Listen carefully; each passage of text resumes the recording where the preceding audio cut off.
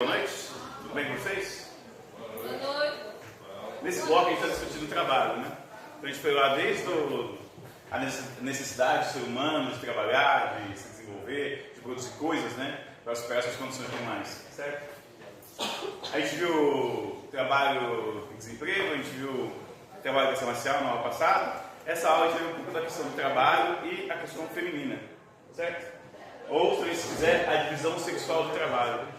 Eu já tinha dito em outro momento que a nossa sociedade, ela tem, conforme o trabalho foi se estruturando, ela foi formando também uma organização de como se distribui os postos de trabalho, como se distribui as funções, certo?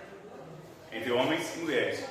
Inicialmente, quando se fala da questão da mulher, lá atrás, eles buscam algumas justificativas para falar sobre a questão da divisão social do trabalho, divisão sexual do trabalho, ou para se falar da questão salarial, usa-se, né, esse elemento primitivo na nossa sociedade primeva, né, que a gente não sabe quando foi exatamente que isso aconteceu.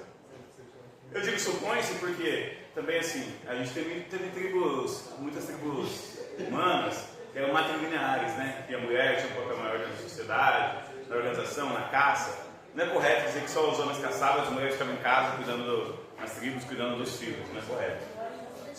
Certo?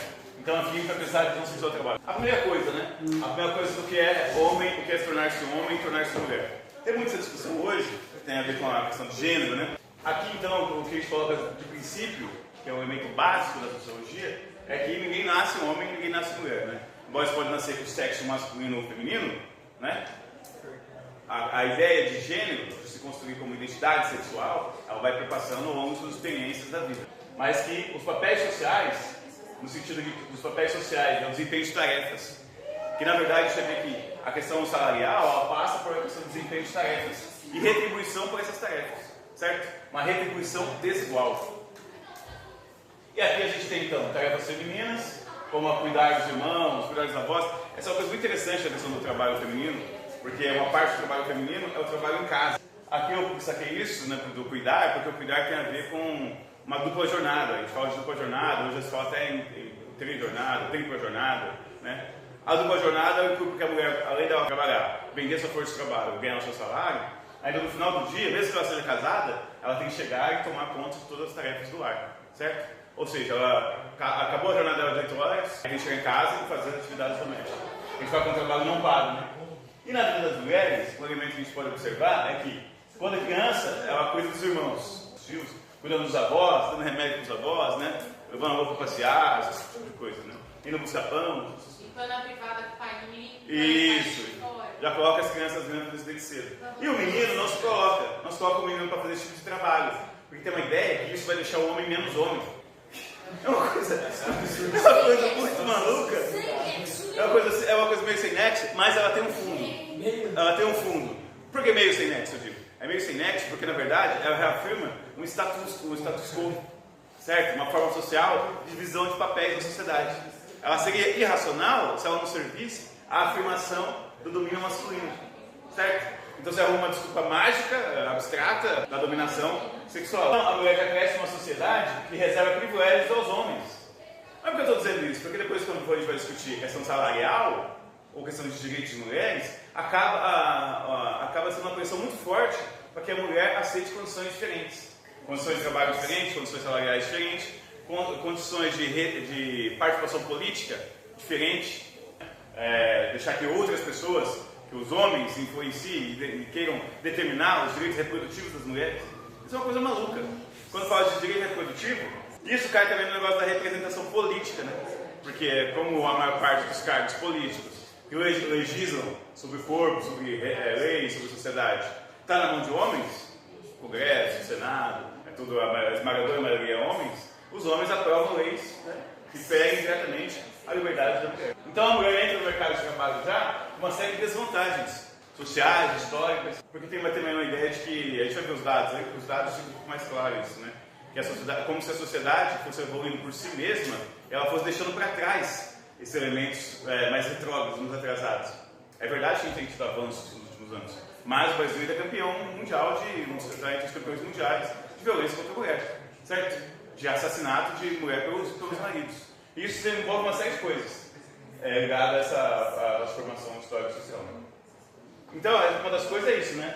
Também a responsabilização desigual. A mulher tem que cuidar dos parentes, a mulher tem que cuidar dos filhos, a mulher tem que cuidar do trabalho doméstico. Aqui, essa imagem, essa chave é muito legal, que ela mostra que ela faz uma contraposição, né, entre um dos momentos mais felizes, mas ao mesmo tempo a dupla face disso, o lado oculto disso, é isso que ela vê no espelho, certo?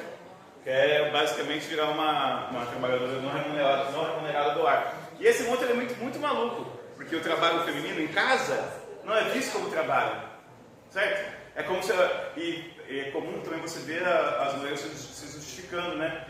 Ela fala, você trabalha, algumas dizem, algumas, né? Não todas, né? Trabalha, ela fala, não, sou dona de casa, só trabalho em casa. Como se fosse algo menor. Eu lavar, passar, cozinhar, tudo isso, cuidar dos filhos, lavar roupa. É um elemento muito importante na sociedade, porque os movimentos sociais, os movimentos feministas, têm cobrado muito isso, né? A igualdade de trabalho, igualdade salarial, igualdade de direitos, né? Entre homens e mulheres. Isso é uma coisa interessante, que as mulheres são a maior parte da sociedade. Porque é muito interessante como é que funciona o conjunto de ideias, a ideologia geral da nossa época, na nossa própria cabeça. Porque não fica claro pra gente, é fácil olhar, só ver os dados, mas no dia a dia não fica claro pra gente que as mulheres são a maioria. Elas são a maioria. Então, na verdade, o sistema, o estatuto do trabalho, o estatuto salarial, devia ser ajustado às mulheres. Embora elas sejam alguns setores. Óbvio, se você for numa construção civil, você vê menos mulheres lá, certo? Agora, se você for numa escola, em todos os anos, todas as séries, desde o prezinho até o ensino médio, você vê que a maior parte é mulher. Se você for no hospital, você vê que lá a maior parte é mulher. Elas são auxiliares de enfermagem, técnica de enfermagem, as próprias enfermeiras, certo? Então tem alguns nichos assim, né? Se você vai no restaurante, você vê que dentro da cozinha, a maior parte dos funcionários, a maior parte das vezes, é mulher também. Então aqui, a questão da dupla jornada, ela coloca isso, inclusive no âmbito da carreira. É muito comum as mulheres que, mesmo as que fazem universidades, se casam, né? Ou mesmo que não façam universidade, se casam, tem uma série de aspirações, uma série de sonhos, né? E ela acaba abrindo mão para cuidar da família, dos filhos. Porque o homem, ele não vai querer assumir dividir igualmente essas tarefas. Então você vê aqui, né? Aqui a chance maior de um homem ter uma carreira de mais dita de sucesso, ou com mais êxito, ou com mais promoções, ou com mais aumento salarial, é maior que os homens. Porque aqui tem esse monte de obstáculos que as mulheres vão ter. Então a mulher, é engraçado, tem até uma coisa que se fala, quando se arrasta as coisas sociais e biológicas, né? Que a mulher tem mais capacidade de conciliar várias coisas do que os homens, sabe? Então isso meio pode parecer que é um elogio, mas esconde essa outra face, que é justificar o fato da mulher ser obrigada a trabalhar num monte de coisa, um monte de atividade. Enquanto o homem pode só lá, trabalhar, voltar e descansar, não pode só descansar. E acabou. Fim de semana a mulher fica lavando um monte de coisa e você está lá descansando, está com o filho no sofá, sabe? Então acaba justificando essa divisão sexual do trabalho, entende? Mesmo dentro de casa. Leu essa notícia, querida? Estudo da Organização Internacional do Trabalho mostra que as mulheres trabalham mais que os homens. Ela disse: tive tempo ainda não, porque ela está aqui entregando remessa de trabalho, a criança ali puxando ela, entende? E o cara está ali, sossegadão. Porque a atividade, isso aqui só não é tão engraçado porque é um retrato fiel da realidade que acontece na maior parte dos lares brasileiros, certo? Brasileiros não, mundiais, né? Em todos os lugares do mundo a lógica é muito parecida. Óbvio que sempre tem país que é muito pior, né? O que a galera usa muito é esse patriarcado, certo? Que é a sociedade patriarcal do pai, do patrão, que é sempre da figura masculina, e sempre marcando sempre esse domínio sobre a mulher, certo? Isso vai desde a família, com controle, opressão, violência e desigualdade. Isso que eu dizia aquela hora, né? Então, assim, quando é criança, a criança, a menina, ela já tem que ajudar a cuidar do irmão e dos mais velhos. Aí depois, quando ela está na fase adulta, é o marido e os pais. Aí ela tem que cuidar do marido, dos filhos e dos pais dela. É muito comum também, nessa coisa da divisão do trabalho, você vê que quando a mãe fica velha, quem cuida é a filha. Mas se for o pai, também é a filha. Entende? Que aí o quê? O homem fica sempre sendo poupado desse tipo de trabalho, do trabalho doméstico, do trabalho no interior da família. Então aqui a família, ela aparece, é engraçado isso, né? Porque quando você é jovem, adolescente e tal, a família aparece, você debaixo do teto do seu pai e da sua mãe, como um sistema de opressão, né? Então você quer sair da casa da família para ficar mais livre, para, né, ser você e tal.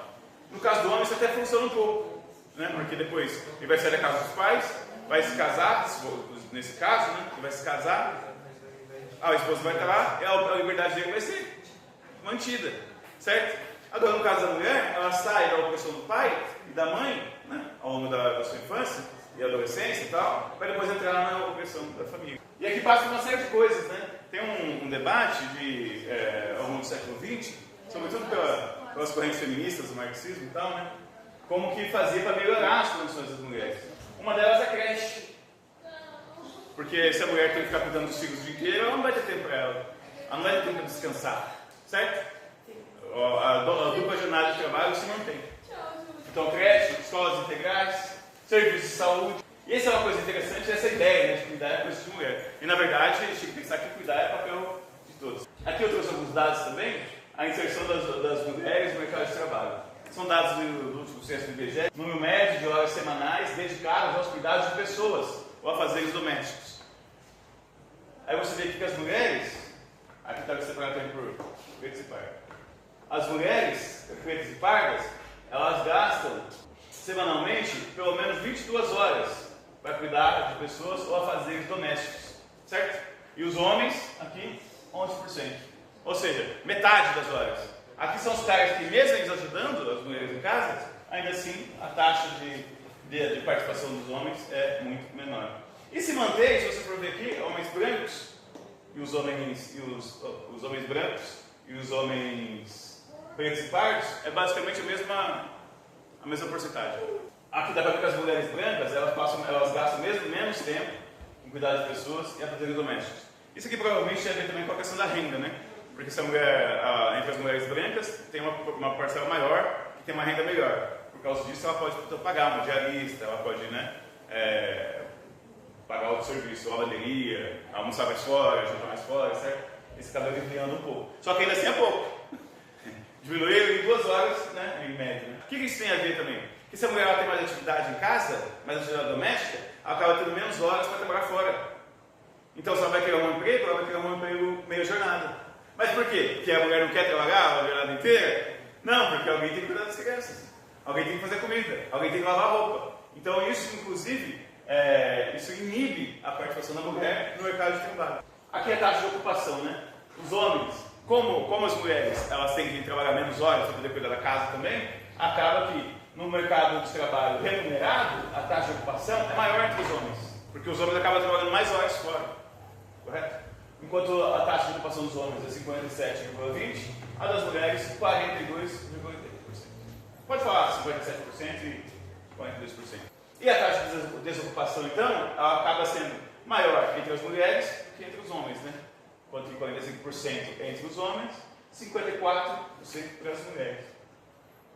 E aqui, agora quando se fala do tempo de trabalho parcial, porque ela está trabalhando em casa e fazendo outra coisa, o homem fica 12 horas no trabalho, a mulher não vai poder ficar, porque ela só vai ficar, se a mulher ficar 12 horas no mercado de trabalho, o que vai acontecer da criança? Vai falecer os filhos, né? Então você vê que a taxa em tempo parcial entre as mulheres é muito mais alta, 28%. Na verdade, é o dobro, é 100% a mais. E o rendimento médio? As mulheres, tem muitos dados mostrando isso, às vezes com a mesma ocupação, ela ganha menos que o cara, sabe? Você tem lá, por exemplo, uma empresa que tem 10 secretários e secretários, sei lá, dentro da empresa. Aí tem escala diferente de salário, olha, que a mulher ganha sempre menos que o homem. Então o rendimento médio dos homens, 3.235, e das mulheres, 2.500. Quase R$1.000 a mais, quase R$1.000 de diferença. Isso aqui são os dados dos primeiros 3 meses de 2024. A menor participação das mulheres na força de trabalho é um indicativo de que a inserção delas é marcada pela necessidade de conciliação da dupla jornada entre trabalho remunerado e as atividades de cuidado ou afazeres domésticos, certo? Ou seja, trabalhar menos horas e ser mais explorado é uma coisa que a própria condição da estruturação familiar, da divisão sexual do trabalho, coloca para as mulheres, certo? Isso aqui é uma coisa, você vê quando você olha os dados assim, fica tão evidente, né? Mas que no dia a dia, às vezes a gente não consegue racionalizar e pensar como se encaixa. Você vê que aqui os homens mais escurinho e as mulheres mais claras. o setor privado sem carteira. 38% eram homens e 26% mulher. Contratual pelo informal, você vê que os homens são mais, as mulheres são menos. Empregador informal, os homens são mais empregadores que as mulheres, mais empresas. E o trabalho doméstico, aqui se inverte, trabalho doméstico, 1,3% é homem, tá vendo? E o resto do trabalho doméstico, mulher, 25%. Trabalhador familiar, homem, 2%, né? E mulher, 6%. Então você vê que os trabalhos domésticos, na totalidade, os homens são apenas 8%, enquanto as mulheres, 91%. Certo? 1/3 das mulheres em empregos domésticos não possuem carteira assinada. Eu lembro quando teve esse negócio de carteira assinada para trabalhador doméstico. Nossa, foi uma campanha. A galera, as madames fez campanha. Tem uns vídeos muito engraçados. Engraçado não fosse irônico, mas que as madames reclamando que agora as empregadas domésticas iam ter direito, ia ter carteira assinada, ia ter férias, ia ter 13º. Isso é um absurdo, isso nunca foi assim. E isso, por incrível que pareça, esse tipo de pensamento tem a ver também com a questão dos resquícios da escravidão, sabe? Deixar claro que as mulheres são obrigadas a trabalhar sem nenhum direito, sem nada, né? E isso é tanto no mercado fora quanto em casa. Hoje tem uma taxa maior, tá, de mulher que tem carteira assinada nos trabalhos domésticos. Mas ainda assim, 1/3 não tem carteira assinada. E a renda média delas é R$ 1.146. Então é uma média muito baixa. Você pega que a média nacional está em torno de R$ 3.000, segundo os dados do IBGE, é R$ 3.000 a média, né, salarial. E aqui está entre menos da metade. Aqui também os cursos de graduação que as mulheres escolhem, as faculdades que elas escolhem. A ideia aqui é que acaba o mercado de trabalho é mais aberto para as mulheres nos setores vinculados a cuidados. Sabe?